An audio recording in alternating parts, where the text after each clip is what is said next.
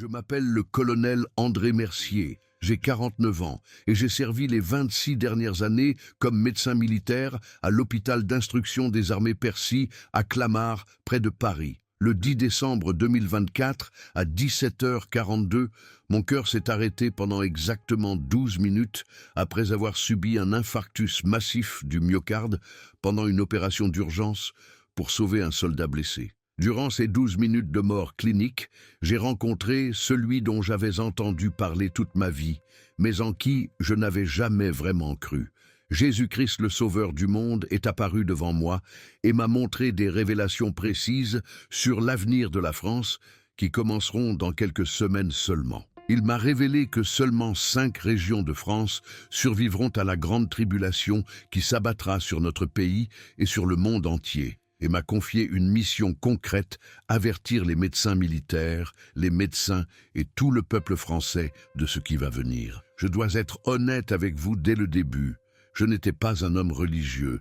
J'étais médecin militaire scientifique, un homme qui croyait en ce qu'on peut voir, mesurer et prouver. J'ai opéré des milliers de patients, vu la mort d'innombrables fois, et je l'ai toujours considéré comme un processus biologique, l'arrêt des fonctions de l'organisme, et rien de plus. Ma famille était séculaire laïque, comme la plupart des familles françaises modernes. Mon père était ingénieur militaire, ma mère professeure de physique, et la religion n'était jamais discutée dans notre maison, sauf comme curiosité historique. Après avoir terminé mes études à l'école du Val-de-Grâce, j'ai consacré ma vie à la médecine, servant dans diverses opérations internationales de l'Afghanistan au Mali, voyant le pire que l'humanité peut se faire. Ces expériences n'ont fait que renforcer mon matérialisme, ma conviction que la vie est un hasard et la mort est la fin. Mais le 10 décembre 2024, toutes mes convictions, toute ma compréhension de la réalité ont été complètement détruites en 12 minutes qui ont changé ma vie pour toujours. La journée a commencé avec la routine militaire habituelle. Le matin de décembre, à Clamart, était froid et gris, la température était descendue à -5 degrés. Je suis arrivé à l'hôpital Percy à 6 heures du matin comme d'habitude, pour vérifier les patients avant le début de la journée opératoire. L'hôpital était rempli de soldats blessés, de diverses missions d'entraînement et de quelques cas critiques transférés d'hôpitaux militaires régionaux. À 17h40, j'étais dans la salle d'opération numéro 3, réalisant une opération complexe sur un jeune lieutenant de 23 ans qui avait subi une grave blessure thoracique pendant un exercice. Nous luttions pour sa vie depuis déjà 4 heures.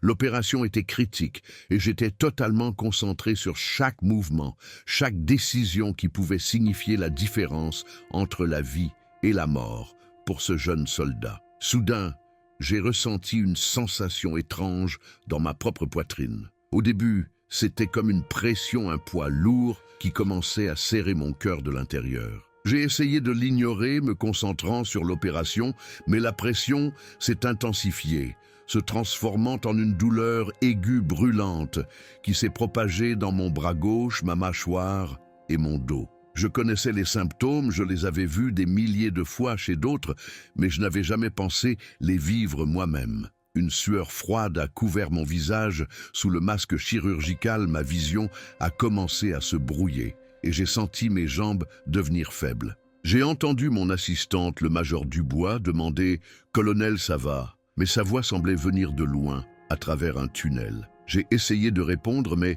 les mots ne sortaient pas. La dernière chose dont je me souviens, c'est les instruments chirurgicaux qui tombaient de mes mains et je suis tombé en arrière dans les bras de mes collègues, avant que tout ne plonge dans l'obscurité absolue. La chose suivante dont j'ai pris conscience était l'opposé complet de l'obscurité. J'étais entouré de lumière, mais pas de la lumière ordinaire que nous connaissons sur Terre.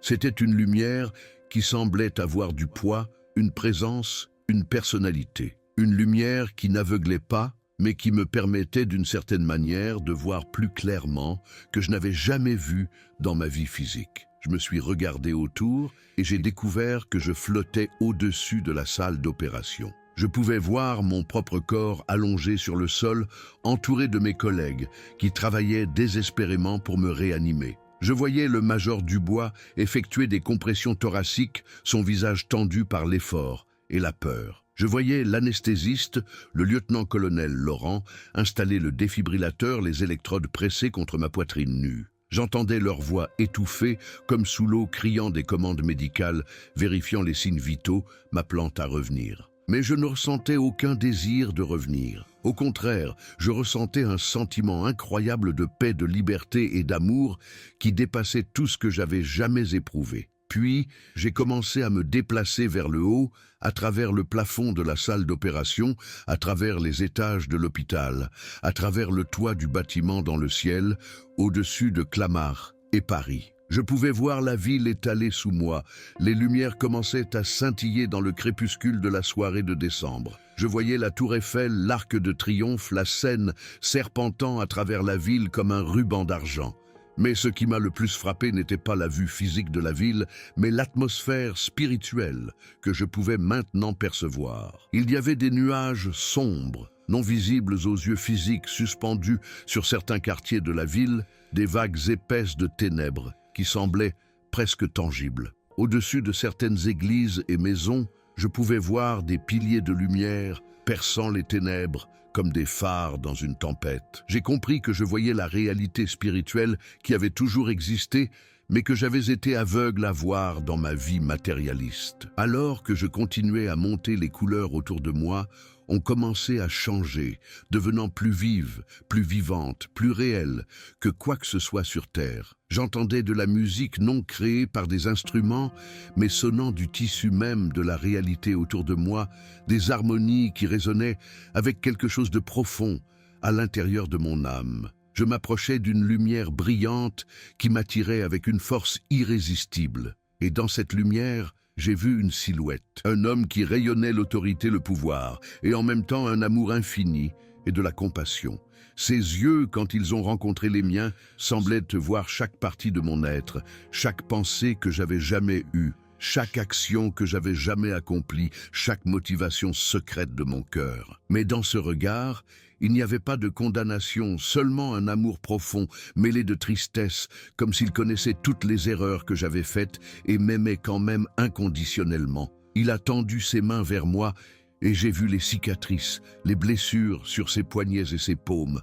À ce moment, j'ai su, sans l'ombre d'un doute, que je me tenais en présence de Jésus-Christ. Moi, un homme qui avait passé toute sa vie à rejeter son existence, à considérer le christianisme comme une superstition dépassée, je me tenais maintenant face à face avec la vérité même que j'avais niée. Des larmes que je ne savais pas pouvoir pleurer dans cette forme spirituelle ont commencé à couler sur mon visage. 49 ans d'athéisme, 49 ans d'orgueil, 49 ans de certitude que je savais comment le monde fonctionnait, tout s'est effondré en cet unique moment. André a-t-il dit, et sa voix était à la fois la voix du tonnerre et un doux murmure parlant directement à mon âme. Tu as passé ta vie à sauver des corps physiques, mais tu n'as jamais su qu'il y a une âme qui a besoin de salut bien plus. Tu as vu la mort des milliers de fois, mais tu n'as jamais compris que la mort n'est pas la fin, mais le début d'une éternité qui dure pour toujours. Je te renvoie,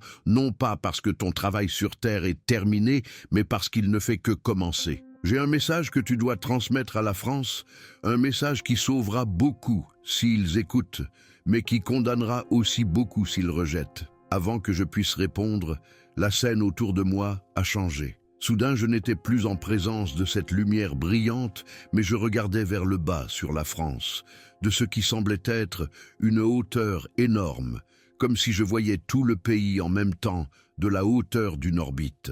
Je pouvais voir les vastes étendues de la France, les Alpes au sud, les Pyrénées à la frontière espagnole, les plaines du nord, les forêts denses du centre, les côtes de l'Atlantique et de la Méditerranée. Mais encore une fois, ce n'était pas juste la vue physique, je voyais des réalités spirituelles superposées à la géographie. Les nuages sombres que j'avais vus sur Paris s'étaient maintenant étendus, couvrant la plus grande partie du centre et de l'ouest de la France. Ces nuages étaient si épais qu'ils semblaient presque solides, des ténèbres pulsantes qui supprimaient la lumière en dessous. Je pouvais voir des courants de ces ténèbres couler comme des rivières vers certaines villes, Paris, Lyon, Marseille, Toulouse, Bordeaux, se concentrant là à une telle densité qu'il semblait qu'aucune lumière ne pouvait pénétrer. Au-dessus de ces villes, j'ai vu quelque chose qui m'a rempli d'horreur, des figures sombres, massives et terrifiantes, planant comme des prédateurs prêts à fondre. J'ai compris que je voyais des forces démoniaques, des ennemis spirituels de l'humanité, se positionnant pour une attaque qui viendrait bientôt. Mais alors Jésus a dirigé mon regard vers 5 régions spécifiques, et quand je les ai regardées, j'ai vu quelque chose de complètement différent. Ces 5 zones étaient entourées de lumière, pas d'une lumière faible, mais d'un éclat doré brillant qui repoussait les ténèbres comme des boucliers repoussant les attaques. Autour de ces régions, je pouvais voir ce qui ressemblait à des êtres angéliques, énormes et puissants, leurs ailes s'étendant sur des kilomètres, leurs épées dégainées et prêtes à défendre. Ce n'étaient pas des images symboliques, mais des êtres réels que je pouvais voir aussi clairement que je voyais le paysage physique en dessous d'eux. Jésus a commencé à parler à nouveau, expliquant ce que je voyais. André a-t-il dit, la grande tribulation dont mes prophètes ont averti pendant des siècles est maintenant à la porte. Elle commencera en France plutôt que dans la plupart des autres nations, parce que la France a été choisie pour un rôle spécial dans les derniers jours, un rôle que la plupart des Français ne comprennent pas. Dans votre histoire, il y a eu des périodes où vous avez rejeté Dieu, essayé de m'effacer de votre culture, de votre éducation, de vos cœurs. La Révolution française a tenté de remplacer la foi chrétienne par le culte de la raison et la laïcité moderne a continué cette séparation. Maintenant, la France se trouve à un carrefour. Certains sont revenus à moi, mais beaucoup restent froids dans la tradition sans vraie foi, dans le rituel sans vraie relation avec moi. La tribulation à venir séparera les brebis des boucs, le blé de l'ivraie les vrais croyants des imposteurs. Puis il a commencé à me montrer les détails de ce qui se passera et quand. La première chose qu'il m'a montrée était une chronologie qui était terriblement proche. Le début, a-t-il dit, se produira en décembre 2024.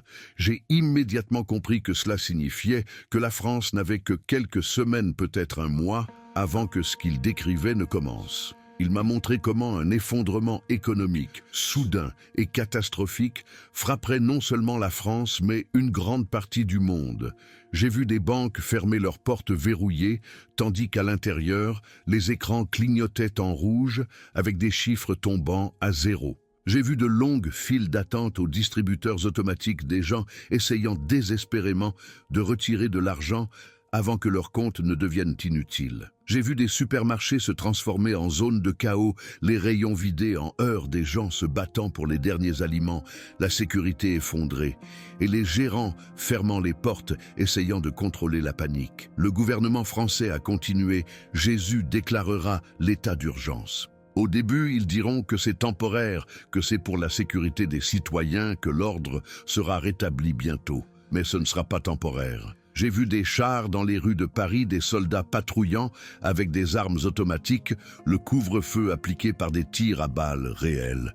J'ai vu des points de contrôle installés à chaque grand carrefour où les citoyens étaient arrêtés, interrogés et leurs documents scannés dans d'énormes bases de données. J'ai vu des téléphones portables confisqués, Internet coupé dans certaines zones, la capacité des gens à communiquer entre eux systématiquement détruite. La loi martiale que le gouvernement déclarera ne sera pas seulement pour maintenir l'ordre, ce sera pour le contrôle, pour la suppression de toute résistance au nouvel ordre qui sera mis en place. Mais l'effondrement économique et la loi martiale a continué. Jésus ne sont que le début seulement, les premières contractions d'une souffrance plus intense à venir. La deuxième phase commencera environ 3 mois plus tard, en mars 2025. Dans cette phase, j'ai vu comment la persécution des chrétiens et d'autres croyants religieux qui refusent de se soumettre au nouveau système devient ouverte et brutale. De nouvelles lois seront rapidement adoptées, des lois qui rendront illégale une grande partie de ce que la Bible enseigne. Prêcher contre certains péchés sera classé comme discours de haine. Enseigner aux enfants les valeurs bibliques sera considéré comme une forme de maltraitance d'enfants. Les églises qui refusent de s'enregistrer auprès de l'État et d'accepter ces restrictions sur ce qui peut être prêché seront fermées, leurs bâtiments confisqués, leurs pasteurs arrêtés. J'ai vu des prêtres et des pasteurs certains que je connaissais de mes collègues dans le service militaire, emmener menottes accusés d'extrémisme, de menaces à la sécurité nationale, de diffusion de propagande dangereuse. J'ai vu des croyants se réunissant secrètement dans des sous-sols, dans des forêts, dans des bâtiments abandonnés constamment, dans la peur d'être découverts. J'ai vu des familles déchirées, des enfants retirés de parents qui refusaient de les laisser être rééduqués dans des programmes d'État qui enseignaient une nouvelle idéologie, une idéologie qui était directement opposée aux valeurs chrétiennes. Dans cette deuxième phase, Jésus m'a montré quelque chose qui m'a particulièrement choqué en tant que médecin militaire et scientifique.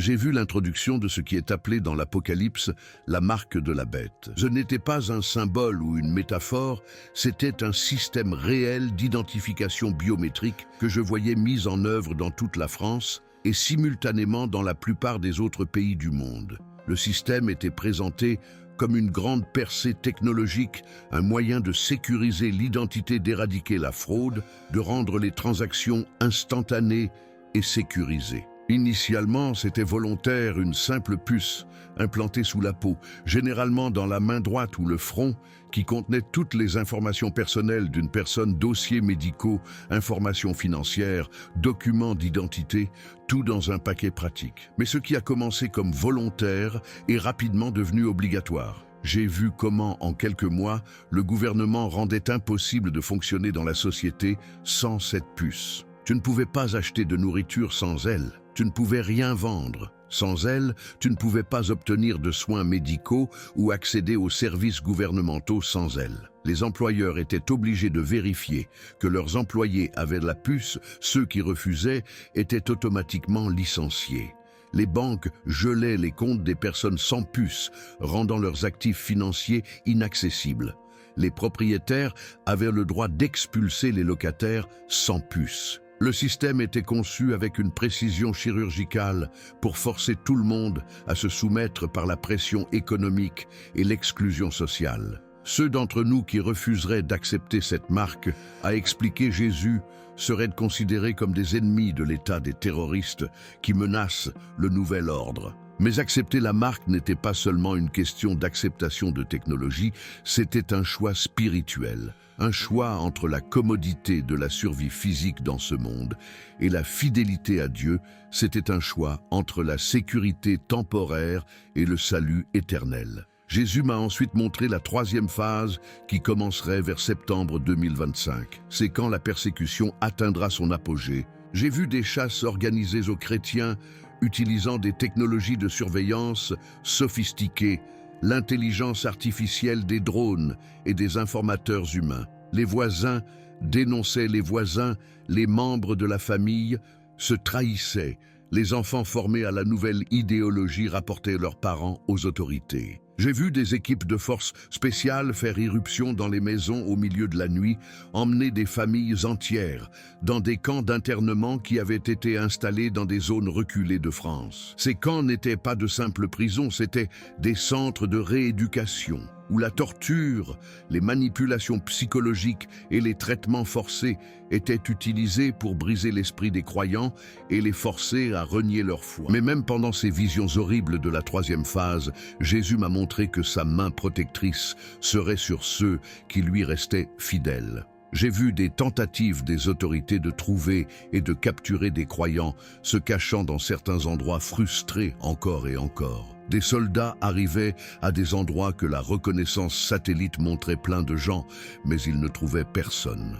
Des drones avec imagerie thermique survolaient des zones où des chrétiens se rassemblaient, mais leurs capteurs ne montraient rien. C'était comme si une force invisible cachait les croyants aux yeux de leurs persécuteurs. Jésus m'a expliqué que ce n'était pas de la magie ou de l'illusion, mais une intervention divine directe des anges de Dieu, travaillant activement pour protéger son peuple. La quatrième et dernière phase que Jésus m'a montrée commence au printemps 2026 et sera un temps des plus grands miracles, mais aussi de la plus grande épreuve. À ce moment, l'ivraie sera définitivement séparée du blé. Beaucoup de ceux qui se disaient chrétiens renieront leur foi pour sauver leur vie physique, mais le reste fidèle sera témoin d'interventions divines extraordinaires. J'ai vu comment des malades étaient guéris miraculeusement sans intervention médicale. J'ai vu comment la nourriture était multipliée quand elle était partagée dans la foi similaire à la multiplication des pains. J'ai vu comment des personnes recevaient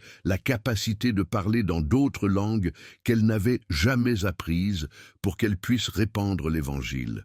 J'ai vu comment des anges marchaient visiblement parmi les croyants, les encourageant, les protégeant et les instruisant dans la vérité de Dieu. Puis Jésus est venu à l'information spécifique sur les 5 régions qui survivraient. Il m'a montré chacune en détail et a expliqué pourquoi Dieu les avait choisies et quel rôle elles joueraient. La première était les Alpes françaises, particulièrement les régions montagneuses du sud. Jésus m'a montré comment ces vallées de montagne seraient entourées d'une barrière divine invisible. Des convois militaires passeraient au-dessus d'elles, mais ne pourraient pas les voir. Des drones voleraient au-dessus, mais leurs capteurs resteraient vides. C'était comme si ces zones avaient été effacées de la carte. Les gens là-bas vivront en paix, tandis qu'autour d'eux règne le chaos. Des sources d'eau fraîche ne se tariront jamais des jardins, continueront à porter des fruits.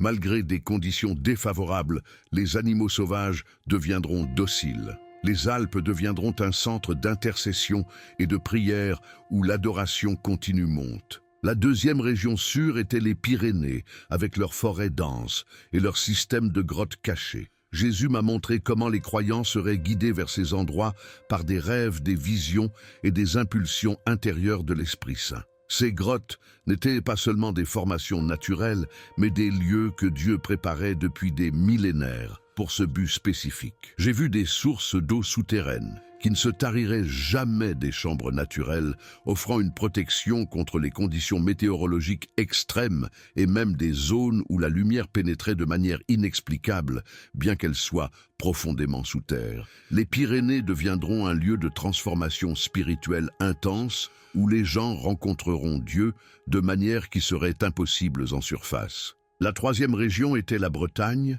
particulièrement les zones côtières, isolées, oubliées par le monde moderne. Jésus m'a montré comment ces zones deviendraient des oasis de paix, tandis que sur le continent règne la persécution et le chaos. De petites communautés de croyants y vivront, pratiqueront l'agriculture et vivront de ce que la terre leur donne. Ce qui était particulièrement remarquable, bien que ces régions soient géographiquement isolées, elles seront surnaturellement connectées les unes aux autres. Les croyants dans un endroit sauront en temps réel ce qui se passe dans un autre endroit, non pas par la technologie, mais par l'Esprit Saint. Ces communautés côtières deviendront des centres d'évangélisation portant l'Évangile vers les îles britanniques. La quatrième région sûre était le Massif central, dans les anciennes régions montagneuses, oubliées après l'urbanisation moderne. Jésus m'a montré comment Dieu transformerait ces endroits qui étaient autrefois des symboles d'isolement,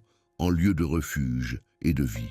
Les anciennes fermes abandonnées deviendraient des habitations sûres, les anciennes chapelles des lieux de rassemblement pour le culte et la communauté. J'ai vu comment Dieu ferait jaillir de l'eau des rochers exactement comme il l'a fait pour Moïse, et comment la nourriture serait miraculeusement multipliée quand elle serait partagée dans la foi. Ces communautés seront particulièrement fortes dans la prière, et leurs prières agiront comme un bouclier protecteur sur toute la France centrale. La cinquième et dernière région était les Vosges, dans les forêts profondes, et les vallées cachées de cette chaîne de montagnes mystiques. Jésus m'a montré comment cet endroit, qui dans l'histoire française a souvent été associé à des légendes anciennes, deviendrait maintenant un lieu de lumière divine. Les forêts qui étaient autrefois considérées comme mystérieuses seront réclamées par les chrétiens comme des lieux de prière et d'adoration. J'ai vu comment les sommets des Vosges deviendraient des montagnes de transfiguration où les croyants auraient des visions de Jésus dans sa gloire. Les Vosges prouveront qu'aucun endroit n'est trop sombre pour la lumière de Dieu, qu'aucune histoire n'est trop chargée pour ne pas être rachetée. Alors que la vision approchait de sa fin, Jésus m'a donné des instructions spécifiques. André, a-t-il dit, tu dois retourner et avertir. Surtout les médecins militaires et les professionnels médicaux doivent entendre ceci. Vous passez votre vie à sauver des corps physiques, mais vous devez comprendre qu'il y a des réalités au-delà de ce que vos microscopes et scans peuvent montrer. Le corps humain est étonnant, mais l'âme est éternelle. Dis-leur que le temps est court, qu'ils doivent choisir entre faire confiance à leur propre expertise médicale ou me faire confiance. Dis aux gens de Paris, Lyon, Marseille, Toulouse et d'autres grandes villes que leur temps pour fuir est très limité. Les 5 régions Alpes-Pyrénées, Bretagne, Massif central et Vosges sont les seuls endroits en France qui auront la protection divine. Lorsque la vision s'est terminée,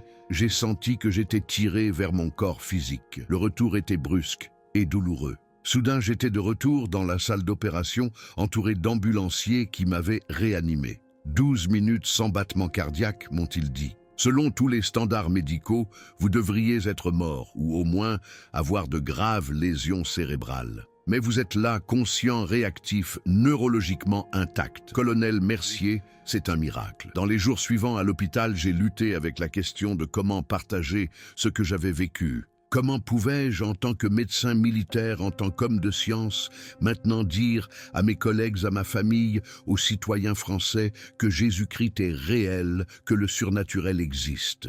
Mais alors, je me suis souvenu des paroles que Jésus m'avait dites, et j'ai su que je devais parler indépendamment des conséquences. Maintenant, je me tiens devant vous, non pas en tant que quelqu'un qui a été religieux toute sa vie, mais en tant que médecin militaire et scientifique qui a été convaincu par une expérience personnelle indéniable. Si vous vivez à Paris, Lyon, Marseille, Toulouse, Bordeaux ou dans d'autres grandes villes françaises, écoutez cet avertissement avec le plus grand sérieux. Votre temps pour fuir est très limité, peut-être des semaines, peut-être seulement des jours. L'effondrement économique qui commencera en décembre 2024 sera si soudain et si total qu'il n'y aura pas de temps pour hésiter. Les 5 régions Alpes-Pyrénées, Bretagne, Massif central et Vosges sont les seuls endroits en France qui auront la protection divine. Mais laissez-moi être absolument clair, atteindre physiquement ces endroits ne garantit pas le salut. Ce qui est crucial, ce n'est pas seulement de savoir où aller, mais qui suivre. Jésus-Christ est le seul chemin, la seule vérité, la seule vie. Aucune quantité de préparation physique ne vous sauvera si votre cœur n'est pas juste avec Dieu, si vous n'avez pas une véritable relation personnelle avec Jésus, si vous n'êtes pas né de nouveau par l'Esprit Saint. Le temps que Dieu a donné à la France pour se repentir et se préparer se mesure en semaines, pas en mois, pas en années. Décembre 2024 est quand la première phase commencera. C'est dans quelques semaines à partir d'aujourd'hui. Si vous avez écouté jusqu'ici, je crois que l'Esprit Saint vous a attiré vers ce message. Ne le rejetez pas, le temps est court. La France se tient au bord du gouffre. Amen, amen.